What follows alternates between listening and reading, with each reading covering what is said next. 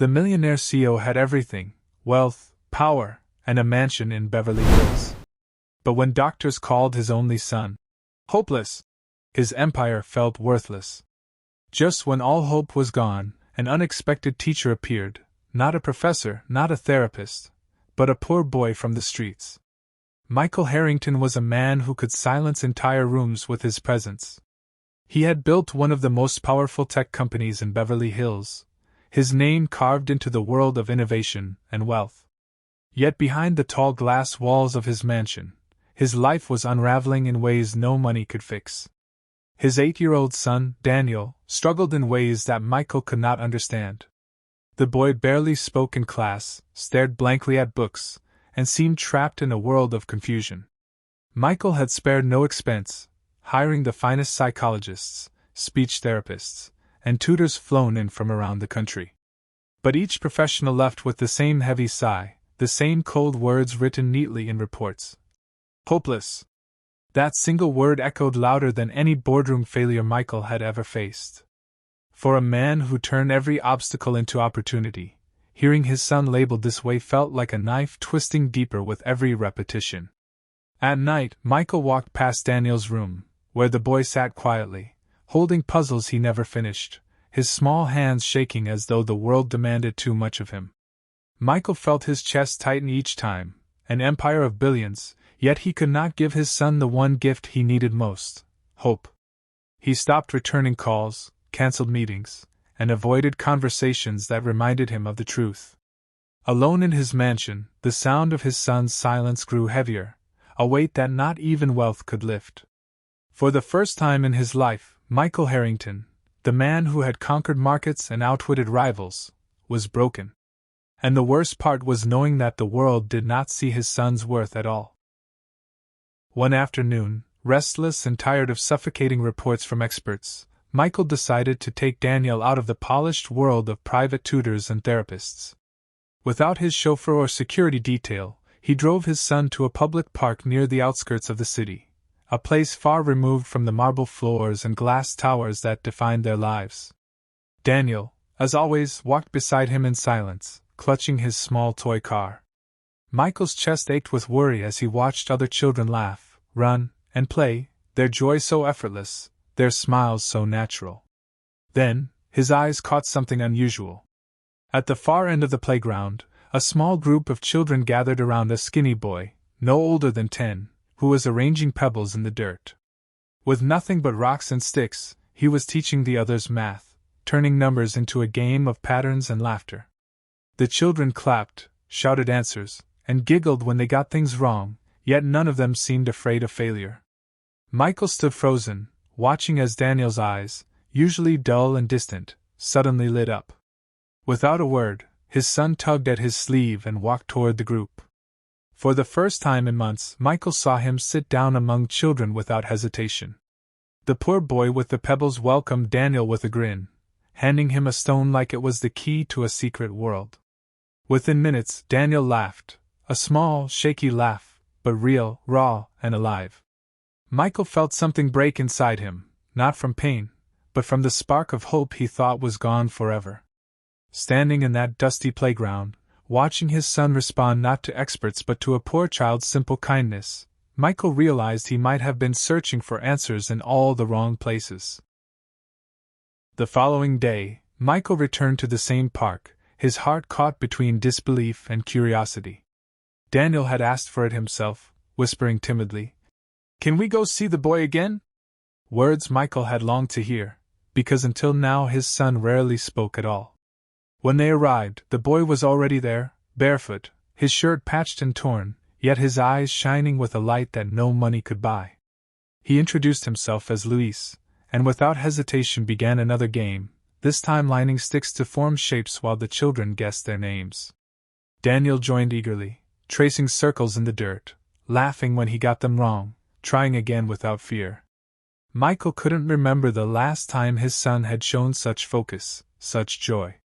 He sat on a nearby bench, listening, observing, feeling both humbled and ashamed. For years, he had poured millions into specialists, psychologists, and programs that promised miracles, but only left Daniel lonelier. Yet here was a boy with nothing, no degree, no status, unlocking something in his son that the finest institutions could not. After the game, Michael approached Luis, asking gently, "Where did you learn to teach like this?" Luis only shrugged, his voice simple but wise. "I just play the way I wish someone had played with me." Michael stared at him, struck by the depth behind those words, realizing this child had lived a life of struggle yet found a way to turn it into light for others. That night, as Michael tucked Daniel into bed, his son whispered, "Dad, Luis makes me feel smart." Tears burned Michael's eyes. For the first time in years, Daniel wasn't defined by reports or failures. He was simply a boy discovering himself, guided not by experts but by a poor child whose heart held more wisdom than any textbook ever could. Days turned into weeks, and Daniel's transformation could no longer be ignored. He was smiling more, asking questions, and even trying to read aloud with Luis in the park, stumbling over words but laughing through every mistake. Michael felt a surge of pride he hadn't felt in years, but it was quickly followed by anger at the world that had labeled his son hopeless, at the expensive schools and experts who had failed him. Determined to confront the truth, Michael arranged a private session at the elite academy where Daniel had been dismissed. When he arrived with Daniel and Luis, the teachers exchanged skeptical glances, whispering at the sight of a barefoot boy from the streets. "You can't be serious," one of them scoffed. "This child is your son's teacher?" But Michael's voice was steady as he replied, "Watch them." In the middle of the sterile classroom, Luis placed a handful of marbles on the table and asked Daniel to solve a simple puzzle. To the shock of the teachers, Daniel focused, arranged them carefully, and explained his thought process in clear words. It wasn't perfect, but it was progress, something no expert had achieved.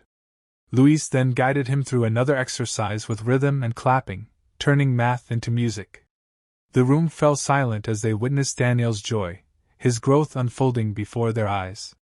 Still, the head psychologist dismissed it coldly. "This is play, not learning.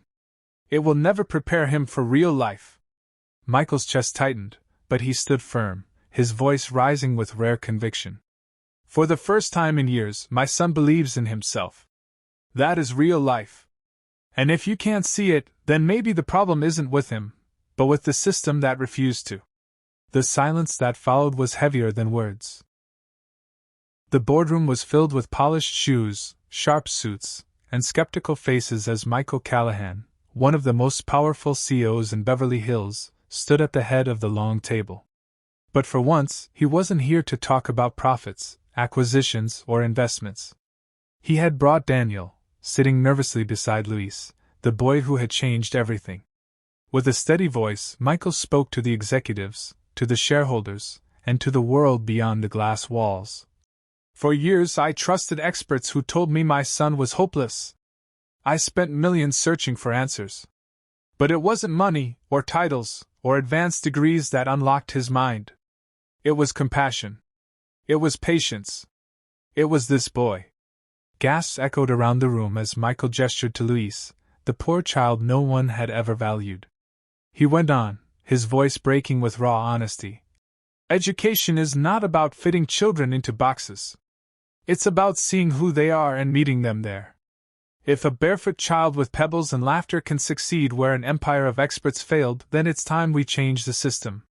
Silence followed, but it wasn't disbelief, it was awe. The story of Daniel and Luis spread beyond the walls of that meeting, reaching parents, teachers, and children everywhere. Daniel, once labeled broken, now walked proudly, his smile proof of resilience. Luis, once ignored, became a symbol of hope and possibility. And Michael, the CEO who thought his fortune was his greatest asset, finally understood that his true legacy was not in billions but in believing, in his son, in a boy from the streets, and in the power of seeing people for who they truly are. The empire he built no longer felt like success. This did. If this surprising story touched your heart, like, comment, and share it with others. Subscribe to Human Fables for more amazing tales that inspire and